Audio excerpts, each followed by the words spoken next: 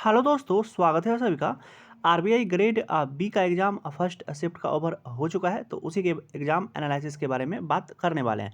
और साथ ही साथ डिफ़िकल्टी लेवल, गुड अटेम्प्ट और एक्सपेक्टेड कट ऑफ क्या रहने वाला है, उसके ऊपर भी बात कर लेंगे। क्योंकि अगर एग्ज़ाम एक शिफ्ट का हो जाता है, तो उससे लगभग ये पता लग जाता है कि पेपर इसी लेवल का आगे आने वाला है। और इसका एग्ज़ाम मल्टीपल शिफ्ट में है भी नहीं, सिर्फ 2 ही शिफ्ट में एग्ज़ाम कंडक्ट करवाया जाएगा, तो इससे सभी कुछ पता लग जाएगा। क्योंकि फर्स्ट शिफ्ट में एग्ज़ाम ओवर हो चुका है और कितने अटेम्प्ट वाले सेफ है, तो सभी कुछ के बारे में बात करने वाले हैं। अब चलिए वीडियो को शुरू करते हैं। उससे पहले एक छोटा-सा बात ऐड करना चाहेंगे, अगर चैनल पर नए आए होंगे तो चैनल को सब्सक्राइब कर लीजिएगा और एक लाइक वीडियो को भी दे दीजिएगा। अब चलिए सबसे पहले एग्ज़ाम के ऊपर बात कर लेते हैं। छोटा-सा ही वीडियो रहेगा तो पूरा वॉच कर लीजिएगा। अब चलिए एग्ज़ाम के ऊपर बात कर लेते हैं। तो एग्ज़ाम में एग्ज़ाम का सबसे पहले बताते हैं कि लेवल क्या था। मतलब आज आप लोग का लेवल क्या था एग्ज़ाम का। तो सबसे पहले एग्ज़ाम के अगर लेवल के बारे में बात करते हैं, तो ईज़ी तो कहीं से भी नहीं था। क्योंकि आपको हर एक सेक्शन के ऊपर हर एक सेक्शन के ऊपर एग्ज़ाम का एनालिसिस एग्ज़ाम का लेवल डिपेंड करता है। तो एग्ज़ाम ईज़ी कहीं से भी नहीं था, मॉडरेट टू डिफ़िकल्ट एग्ज़ाम था। कहीं पर भी अगर बोला जाता है कि ईज़ी था, तो वो खुद एग्ज़ाम दे कर के नहीं आया हुआ है।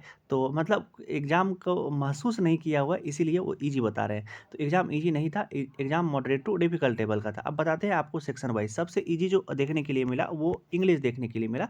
मतलब इंग्लिश में अगर रीडिंग आपका ठीक है, तो आराम से आप 20 क्वेश्चन तक कर सकते थे।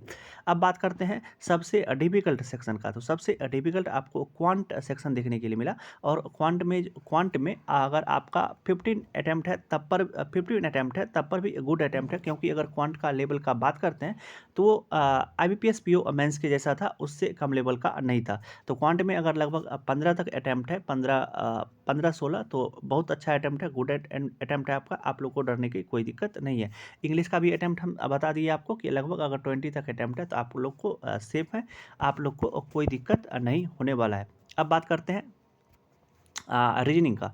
रीजनिंग में आप रीजनिंग का जो लेवल था, वो अगर लेवल का बात करते हैं, तो क्या कहते हैं, इसका रीजनिंग का लेवल वो आरआरबी पीओ मेंस का जो पेपर होता है, तो उसके लेवल का था। मतलब आराम से बन जा रहा था, लेकिन आपको वही रीडिंग ठीक से करने आनी चाहिए। रीडिंग में इधर से उधर हुए तो पजल गड़बड़ा जाएगा, और बहुत लोगों के साथ ये हुआ भी।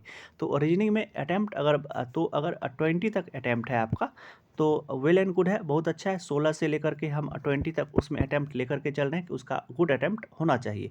और सबसे लास्ट में आता है जीए का पोर्शन कैसा था। तो जीए का पोर्शन अगर बात करते हैं, तो ये भी आरआरबी पीओ के जैसा ही था, लेकिन स्टेटमेंट बेस्ड क्वेश्चन जो पूछा गया था, तो उससे लोग परेशान हो रहे थे। और ये होता भी है, क्योंकि मतलब स्टेटमेंट बेस्ड क्वेश्चन में टाइम लगता है बनाने में। आपको सब क्वेश्चन को पढ़ पढ़ के बनाना रहता है।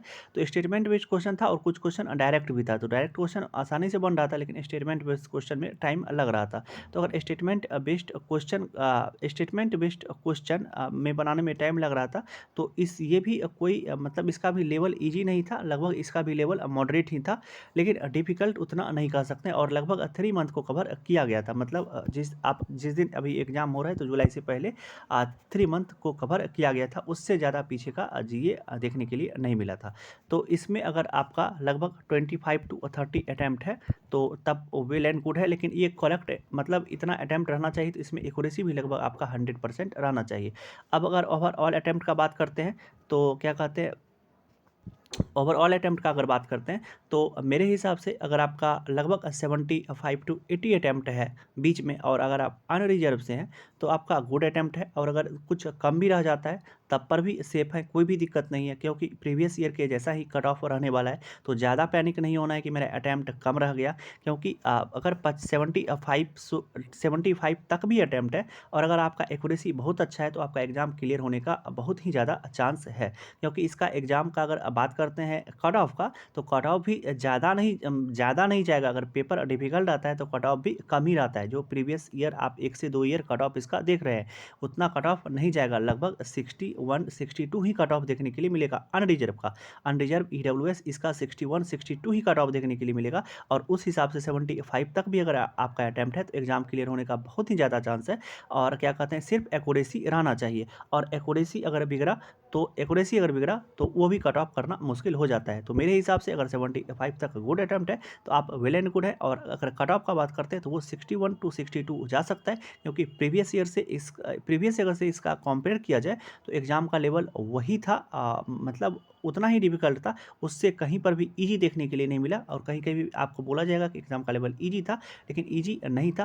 आपको हर एक सेक्शन के ऊपर बात करना रहता है, जो अब क्वांट बहुत ही ज़्यादा डिफ़िकल्ट आने लगा है और हर एक एग्ज़ाम में अब क्वांट आपको डिफ़िकल्ट देखने के लिए मिलता है।